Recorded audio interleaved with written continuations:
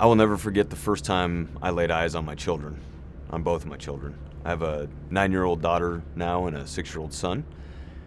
When my daughter was born, during the pregnancy, my wife had some challenges. It ended up having a pretty negative effect on my daughter when she was born. We did not know until she was born. She was bleeding from her lungs. They couldn't get her oxygen levels up. And this is our first child. We were very, very enthused about bringing her into the world. And it kind of brought it back to a very quick and sad reality that she may not make it.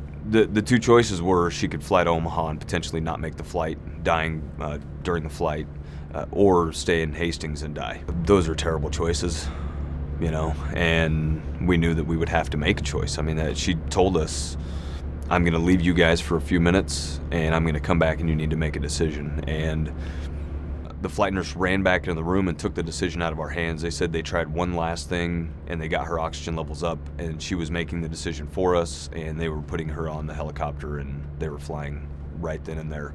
We didn't know if we were saying goodbye for a little bit or for a long time. We were actually on our way to Omaha, somewhere along the interstate. Again, it was the wee hours of the morning, and we received a call from the hospital stating that they just landed and that they were getting her in her room and that her vitals were already improving significantly.